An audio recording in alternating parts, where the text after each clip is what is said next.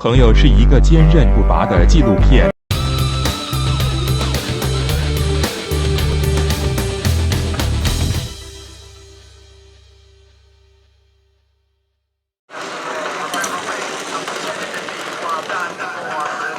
During my journey of maturing as a LEGO fan, one of the things I learned along the way was retired sets. If you don't know what a retired set is, it's basically a set that LEGO doesn't care about and they push it to the side because they don't want to deal with it anymore and they move on to the next one. But you know the old saying, nothing can last forever. As a kid, one of those retired sets I've always wanted was the LEGO City 7898 Cargo Train Deluxe. I even remember every birthday trying to put that on my wish list and see if I could actually get it that year. And no, that never happened. There are a few reasons why.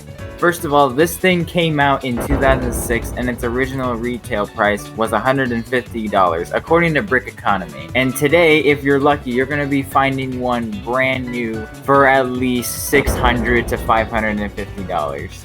Yeah, my wallet is not gonna handle that well. No. And it stayed that way for several years. Until last year, when I was scrolling the darkest depths of eBay, and I actually managed to find the unthinkable. A LEGO City 7898 Cargo Train Deluxe, used, clean condition, for a very affordable price. I didn't even know what to say. I was speechless. Like, it was amazing what I found on eBay.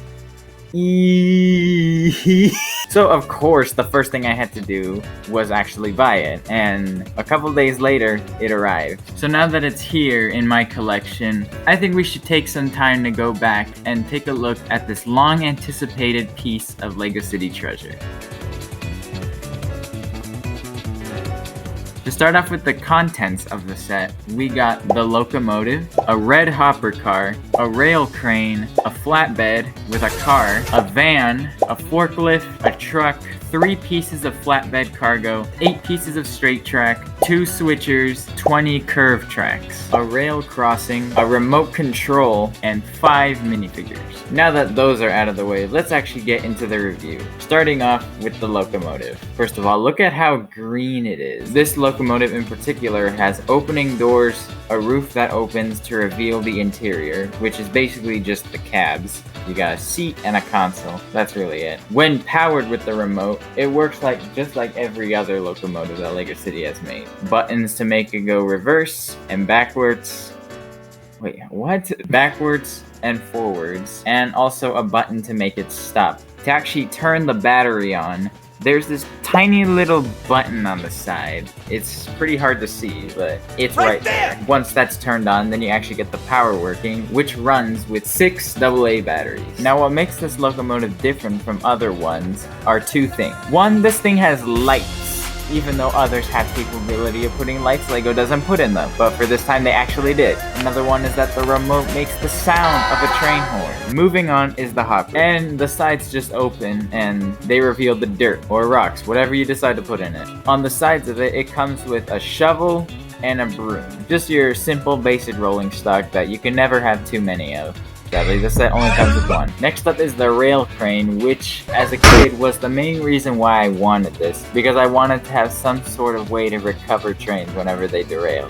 I was disappointed to find out that this crane is nowhere near strong enough to lift any trains at all. But I mean, it was still strong enough to lift up that car, so, you know, it's alright. You can open up the roof, and then you just get access to the cab. It has the green doors like the locomotive, and they can open too. To get this thing working, you stick out the stabilizers manually, then you just start taking everything apart with the crane to make it fully functional. And the window screen on the crane can open up to reveal I don't even know what they're called. I give up. On the side of this rail crane, you also got some handlebars too, so you can stick minifigures there too. To actually lift up the car, they give you this little bit of, I don't even know what this is. I don't even know what it's called. Don't expect me, I ain't a genius. You just stick those pins to the hubcaps of the car, and then that's how you pick it up. And then here's the actual car itself on its flatbed. Pretty simple, but still really nice looking.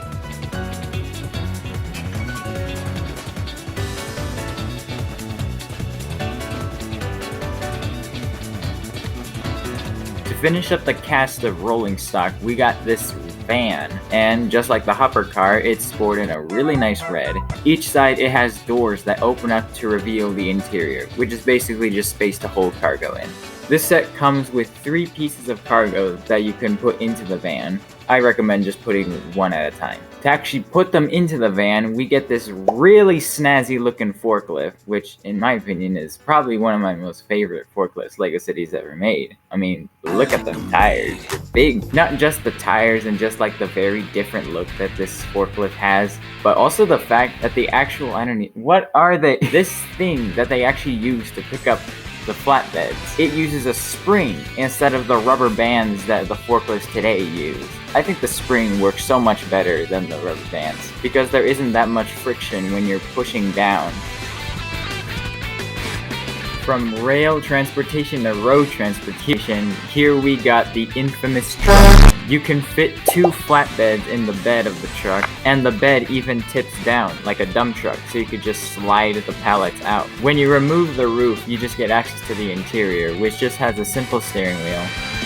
Last but not least, the 5 minifigures. We got the engineer, the crane operator, the rail worker, the forklift driver, and the man that fell into the river in LEGO City, aka the truck driver. And that basically wraps up the review. I'm not really gonna cover the tracks since those really just speak for their own. You put the train on them, and then they just ride on it. Before we get to my final note, I just need to mention a couple things that don't sit right with me. First of all, LEGO, explain to me why you switch from springs to rubber bands for the forklifts. I think the springs work much better. Another one is, though the truck looks really nice, it's one of the most fragile beings I have ever touched. I bet you can just sneeze on it, and that thing is gonna come crashing down. Another one is that the stabilizers don't exactly have a place where they lock. It would have been nice if there were some stoppers for that. Last one is the amount of rocks we got for the hopper. We would have gotten like 20 or 30 of them, but nah,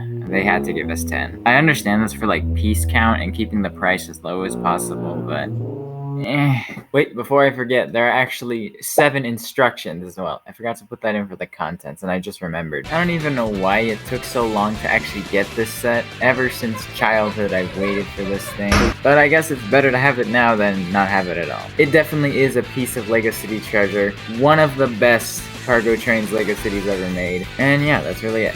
Hope you enjoyed that. Sorry for wasting around like 8 minutes of your life, and I can go on about your day.